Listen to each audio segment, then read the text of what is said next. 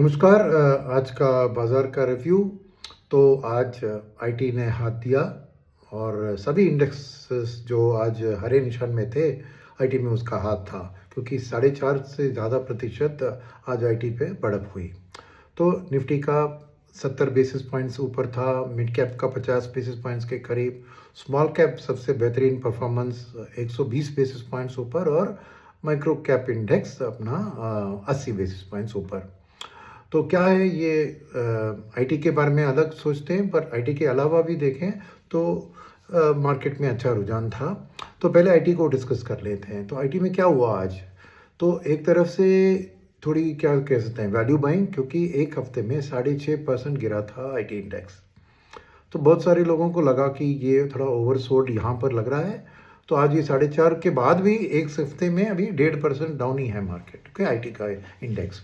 मगर उसके अलावा ग्लोबल फैक्टर्स भी थे जो आईटी के लिए आज एक पुश अप दिया था। क्या है, एक आईटी एनालिस्ट है कंपनी जो जिसका नाम है गुगनहाइम, जिन्होंने यूएस में रिपोर्ट डाला है कि देखो भैया, एआई तो एक थ्रेट है, मगर ऐसे मान के जाना कि आईटी कंपनी एग्जिस्टमेंट में नहीं रहेगी 3-5 साल के बाद, ऐसे मॉडल्स में ये एआई का इम्पैक्ट डलवा रहे हैं लोग, और इसके कारण इसका भयंकर जो करेक्शन हुआ है ये ओवर करेक्शन हुआ है करके साफ उन्होंने एक रिपोर्ट डाला है कि हम मानते हैं कि थोड़ा थ्रेट है, मगर ये सब इस दाम पे जो ओवर रिएक्शन है। तो यूएस में जो सॉफ्टवेयर कंपनीज है, सेल्स फोर्स ऐसे वैसे, उनमें ये रिपोर्ट के बाहर आते ही आज 1, 2, 3, 4% की बढ़त उन कंपनियों में। इनफैक्ट आज जो एक यूएस में अलग ईटीएफ है जो खाली सॉफ्टवेयर को ट्रैक करता है, वो 2.5% ऊपर था। तो ये रिपोर्ट में क्या उन्होंने किया है कि ये सेल्स फोर्स ऐसे वगैरह वगैरह कंपनीज का उन्हें टारगेट प्राइस 25% से 40% बढ़ाकर दे दिया है। तो नेचुरली उसका थोड़ा बहुत असर तो दिखना था। तो ये एक सॉफ्टवेयर में एक बाउंस बैक आपको यूएस में था, उसका इम्पैक्ट इधर था। सेकेंड चीज़ है एक एंटी एआई वाली जो बात अभी थोड़ी जल्दी, बहुत मैंने देखा कि एक हफ्ते के अंदर 1-2 दिन में बहुत करेक्शन हुआ। तो एआई का एक बबल सा फॉर्म हो रहा है करके बहुत से लोग की राय है, मगर वो एक दिन ऊपर जाता है एक दिन नीचे जाता है। तो आज का दिन में क्या हुआ, कल रात को एक यूएस में वो भी एक अलग इंडिकेटर है जिसका नाम है सेमीकंडक्टर इंडेक्स, फिलाडेल्फिया सेमीकंडक्टर, वो खाली एआई के बारे में है ना, उसमें 10% का गिरावट हुआ कल। तो नेचुरली ये फिलाडेल्फिया इंडेक्स के गिरावट में माइक्रॉन एक बहुत बढ़िया कंपनी है जिसके रिजल्ट्स बहुत बेहतर आई थी, फिर भी आज उसका स्टॉक 10% गिरा, राइट। तो ये, और उसके साथ उधर एशिया में भी आपने देखा कि कोरिया में भयंकर पिटाई हुई, एक ही दिन में 8.5%, निके का भी 2.5% डाउन, ताइवान समो मैनेज करके फ्लैट रहा, और शंघाई का इंडेक्स भी डाउन था। तो ये इनफैक्ट कोरिया का इंडेक्स एक हफ्ते में देखे तो डबल डिजिट डाउन है। तो ये एक एंटी सेमीकंडक्टर वाली जो बबल की है, उसमें थोड़ा पैसा आईटी सॉफ्टवेयर के ऊपर उधर भी आया है और इधर भी उसका एक रुझान हुआ।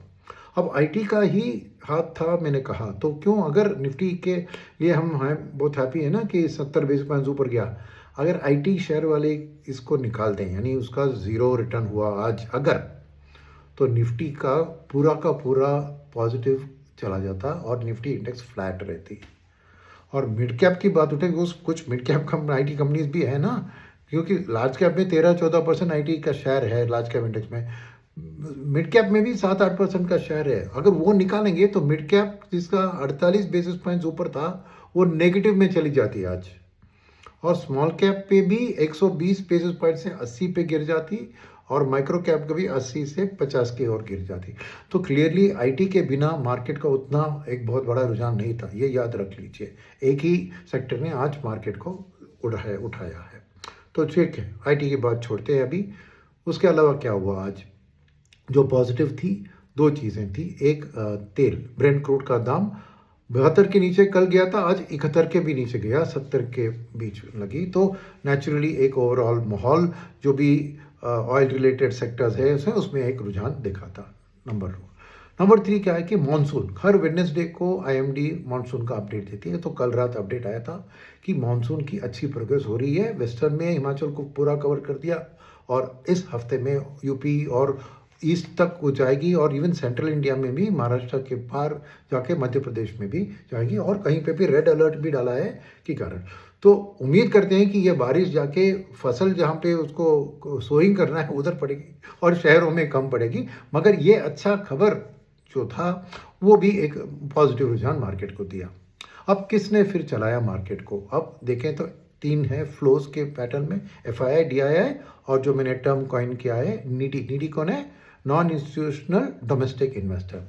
और इन तीनों का, नीडी का तो डेटा नहीं आता है, हम इसको डिराइव करके ही देख सकते हैं। तो FII की क्या है, आज भी सेलिंग थी मगर बहुत कम। आज खाली 300 करोड़ उन्हें बेचा। कल के 1000 करोड़, परसों के 2500 करोड़ के सेलिंग कम हुआ। तो ये वो भी एक तरह से पॉजिटिव मान लीजिए आप। और दूसरी है DII। और DII की जो पहले मेरे अपडेट सुन रहे हैं उनको पता होगा कि मेरा मानना है कि DIIs ना एकदम FIIs के कॉन्ट्रा बिहेव कर रहे हैं। जब FIIs बहुत ज़्यादा बेचते हैं तो बहुत ज़्यादा खरीदारी करते हैं, और जब FIIs कम खरीदारी करते हैं ये भी अपना बाइंग को कम करा देते हैं। तो वही हाल आज भी हुआ। DIIs ने भी आज करीबन 1300 आई थिंक करोड़ के करीब खरीदारी की थी आज, नहीं 1800 सॉरी।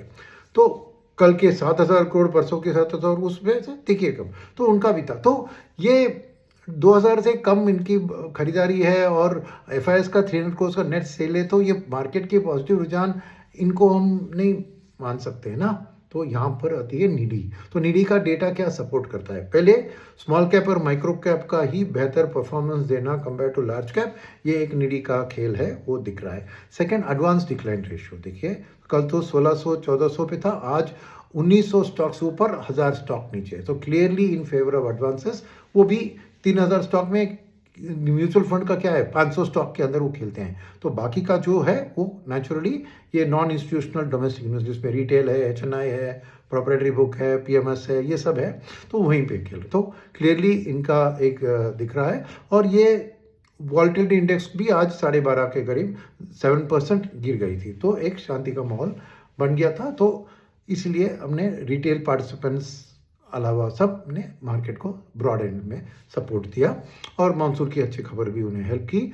उसके अलावा ऑटो सेक्टर में आज नंबर्स आए थे कल, तो भयंकर सेल्स अच्छी थी। मारुति का एकदम अच्छा सेल्स बाउंस हुआ, महिंद्रा का भयंकर हुआ, टाटा का भी अच्छा हुआ इन पैसेंजर व्हीकल्स में।